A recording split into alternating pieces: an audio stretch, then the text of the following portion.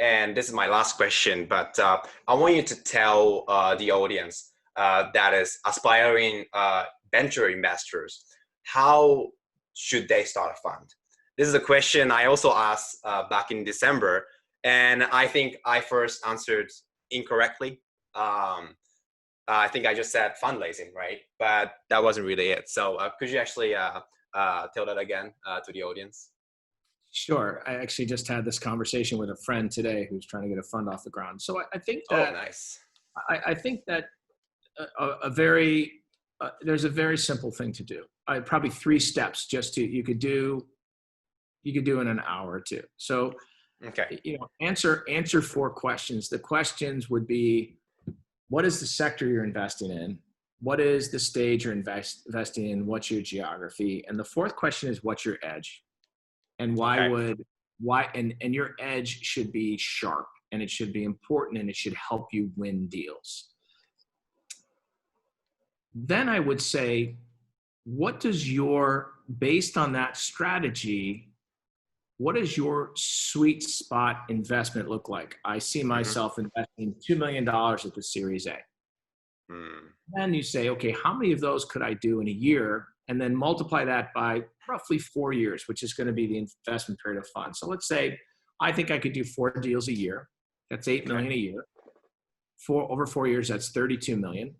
I factor in that I'm going to invest 80% of my capital because 20% is fees. That works out nicely. I didn't mean for it to do this, but it works out to be a $40 million fund. So you have $40 million, raise it. Eight is going to pay your fees. 8 million will pay your fees over 10 years. And then you have 32 to invest. So now you've got, okay, now I've framed it. And then if you're sitting in front of me, I would say, okay, give me your portfolio of those 32 companies. Right now, if you're going to go out and start investing, give me 5 companies you would target. Write them on the whiteboard. And I'd have them write the companies on the whiteboard. There's companies that are live. And if they can't answer that question, like I have 10 companies I would kill to invest in, I wouldn't even take them very seriously, because if you're not thinking, if you need a checkbook to think about this, you're not a venture capitalist. You're like, you are obsessed with this. So you write 5 or 10 or whatever it is, and then circle the best one. Like if you had to start with one, what would it be? Circle it and say, okay, go do that deal. Whether it's 10,000, 50,000, doesn't matter the amount.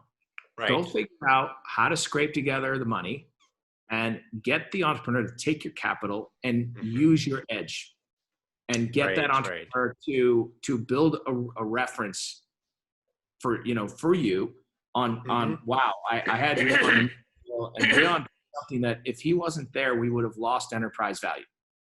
He created this enterprise value. And the other thing it allows you to do is see if you can do it.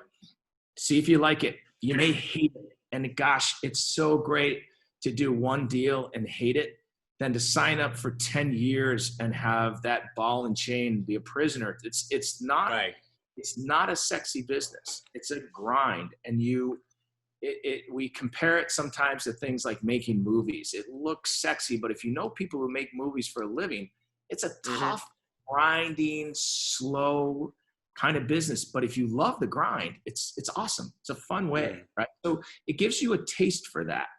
And some people will say, well, where am I going to go get 50,000? Well, if you can't raise 50,000, how are you going to raise 40 million? Sure. There you go. So if you just have these things, and I did this with Ko when I first, Ko and I first talked about it. I knew him very well from Kaufman, but I gave him this, and he's like, I want to get LinkedIn or Twitter. I said, all right, go get one of them. I was like, usually they go away, they never come back. Ko comes back, he's got Twitter, and this amazing strategy. I'm like, all right, this guy is the real deal.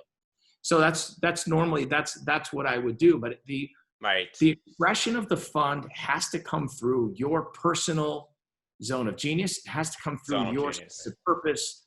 If you don't build it through your best self, you have no chance of getting into an interesting level of deals. And gosh, just getting into the top 30%, that doesn't even guarantee you won't even make a profit.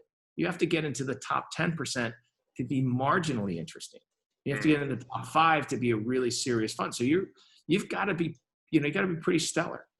And you don't have to be, you don't have to have superpowers. You have to match the strategy of the fund to the thing you do really well. It doesn't have to be big. It has to be sharp.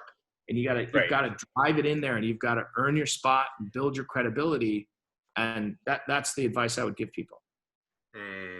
I see. Interesting. And make sure the other thing I say to people, and I may have said this to you before, is being an entrepreneur. Being an entrepreneur is like having these programs where you can check your grades in college every day.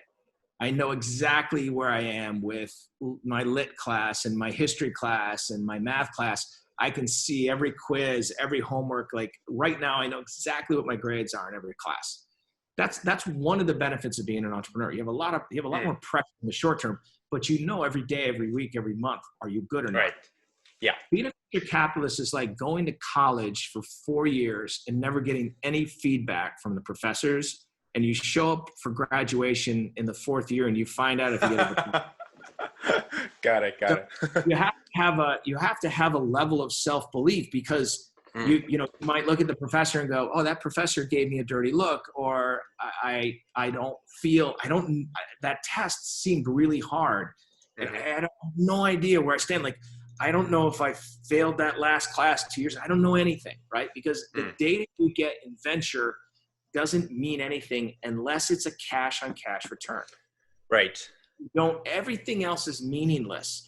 And normally, you've probably heard this in the business, lemons ripen first. So oftentimes you're going to learn you're stupid before you're smart. So by the time you get that fourth, and it's about 4 or 5 years where you start to get some real feedback, probably by the 4th year, you've probably gotten more bad news than good news with regards to your talent as a venture capitalist. And you got to keep going. And some of these people, they go for 10, 15 years before they ring the bell and they become rock stars. Mike Moritz tells the story that he didn't do anything for 8 years, and he eventually won the firm. But he didn't do Google or Yahoo in his first 2 years. He did those in like his 12th and 15th year or something like that, like very late in his career. So you have to have the willingness to really bet like the filet mignon of your career on this area where you're getting no feedback. And gosh, if turns out you're not good after 10 years, you're reinventing yourself. Right. Yeah. So, and also you also told me that you should start helping companies that you really like, you really feel the potentials in, right? And that's the way you start. You don't need to have a checkbook. Be a venture capitalist. This is my buddy Ravi Mohan, is a Kauffman fellow. He taught this from day one. Like, just be a venture capitalist today. Go. Your edge is not your checkbook. Your checkbook is a commodity. It is a commodity. Your edge is what you bring, your talent, your skill. Go use your edge. Get out there and do it with companies. And look, if they won't take your edge for free, your edge isn't very good. Right. So your advice is don't just start, fundraising. Find your sweet spot. Find your zone of genius. Find out what you want. Start helping companies, and then fundraise. Invest in them, and it's a long-term commitment, 10 years commitment. Okay. Yeah. Invest in one. See if you're good, and if you're good, then you got a story. Awesome. And anybody can do it. I think anybody can do it. I think anybody can be trained to do it. But there are things you probably need to do to put yourself in a position to compete at the highest level. It's you have to have a certain level of intelligence, and you have to have a lot of drive. But you can. I think most people can learn how to do it pretty well.